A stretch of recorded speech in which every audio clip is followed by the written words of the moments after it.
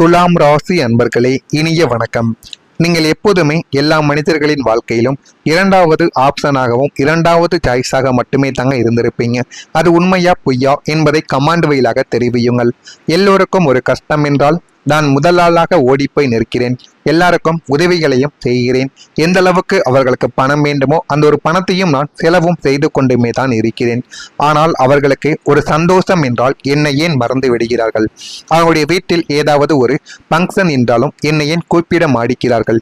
நான் எப்போதும் அவர்களுக்கு ஒரு மாற்று ஏற்பாடு தானா என்ற ஒரு கேள்வி உங்களுடைய ஆழ்மனதில் அதிகமாகவே எழுந்து கொண்டேதான் இருக்கும்.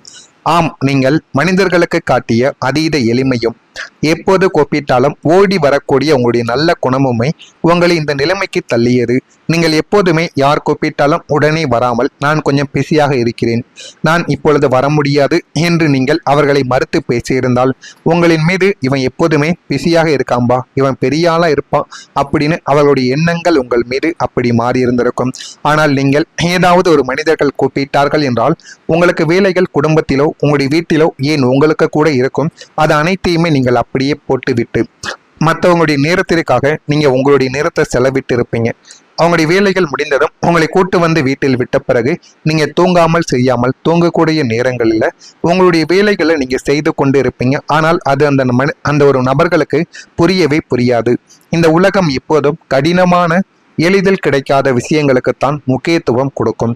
அதே போல நீங்கள் எளிதில் கிடைத்து விடுவீங்க. அதனால உங்களுக்கு முக்கியத்துவம் கொடுப்பது கிடையாது என்பதை நீங்கள் புரிந்து கொள்ள வேண்டும். உங்களுடைய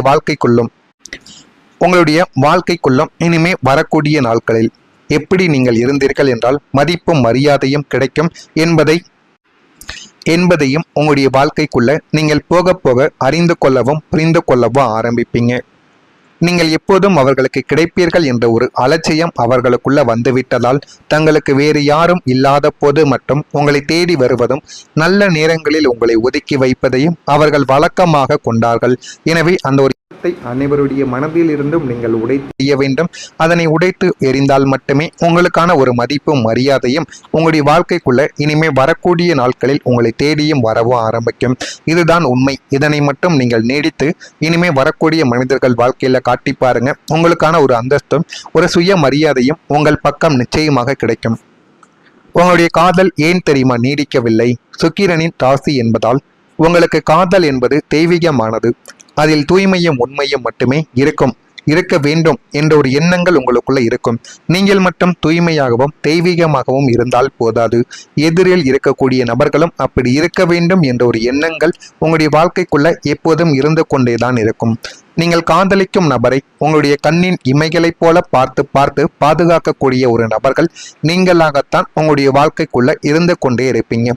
ஆனால் உங்களின் காதல் பல நேரங்களில் தோல்வியிலோ அல்லது பிரிவிலோதான் இதுவரைக்கும் முடிந்திருக்கும். நீங்கள் அந்த ஒரு செயலில் முடியக்கூடாது என்று நினைத்திருந்தாலும் இந்த விதமான செயல்கள் உங்களுடைய வாழ்க்கைக்குள்ள முடிந்திருக்கும். இதற்கு காரணம் நீங்கள் காதலிக்கும் நபரிடம் உங்களை போன்றே ஒரு தூய்மையான தியாகம் நிறைந்த காதலை எதிர்பார்ப்பதுதான். நீங்கள் காட்டக்கூடிய ஒரு காதலையும் ஒரு அன்பையும் விட்டு கொடுக்கக்கூடிய குணத்தையும் அவர்களிடமும் நீங்கள் எதிர்பார்த்தீர்கள் என்றால் இதைவிட மிகப்பெரிய ஒரு முட்டாள்தனம் எதுவும் கிடையாது என்று தான் கூற வேண்டும். நீங்கள் இருப்பதைப் போல அவர்களும் இருப்பார்கள் என்ற ஒரு எண்ணத்தை நீங்கள் முழுமைக்கும் மாற்றிக்கொள்ள வேண்டும்.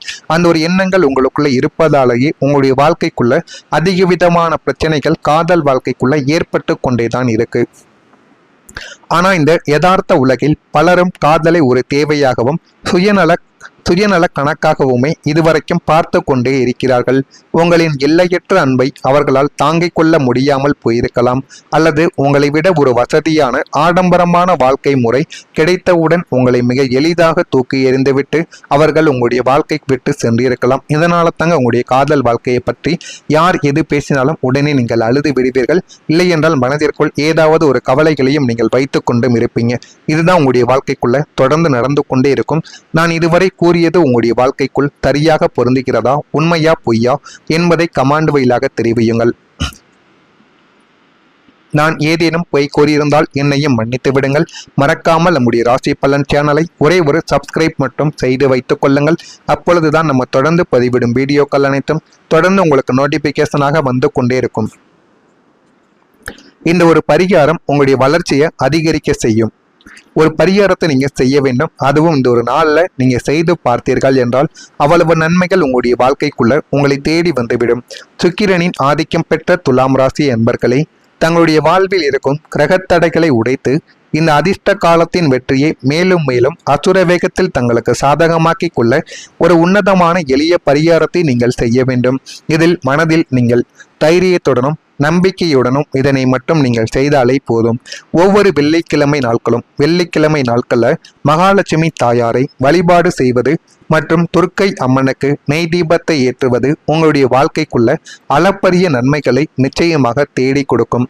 வெள்ளிக்கிழமை நன்னாளிலே அம்மன் சன்னதியில் முல்லை மலர்களையோ அல்லது மல்லிகை பூக்களையோ சாற்றி லலிதா சகஸ்ரநாமம் கேட்பது உங்களுடைய இல்லத்தில் நேர்மறை ஆற்றலை அதிகரித்து தேடி கொடுக்கும்.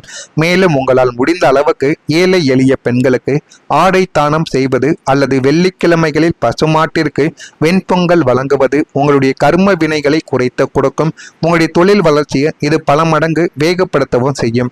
எனவே நீங்க பசுமாட்டிற்காவது ஏதாவது வெள்ளிக்கிழமை நாட்களில் கோவிலுக்கு சென்றுவிட்டு கோவிலுக்கு அருகில் இருக்கக்கூடிய பசுமாட்டிற்கு இந்த ஒரு வெண்பொங்கலை கொடுத்தாலும் போதுமானது. இது அந்த அளவுக்கு உங்களுடைய வாழ்க்கைக்குள்ள போதுமான அளவுக்கு நன்மைகளை தேடி கொடுக்கும். இது யார் வேண்டுமானாலும் செய்யலாம் என்று கிடையாது. யாருக்கு எந்த ஒரு தேவைகள் இருக்கிறதோ அவர்கள் செய்தால் மட்டுமே நன்மைகள் நடக்கும்.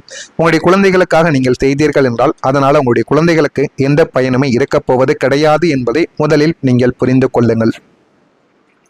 உங்களுடைய வாழ்க்கை பாதையில் இனிமே நல்லது மட்டுமே நடக்கும். கடந்த சில வருடங்களாக உங்களின் தியாகங்களாலும் தவறான மனிதர்களை நம்பியதாலும் உங்களுடைய வாழ்க்கை முற்றிலும் திசை மாறி போயிருக்கும்.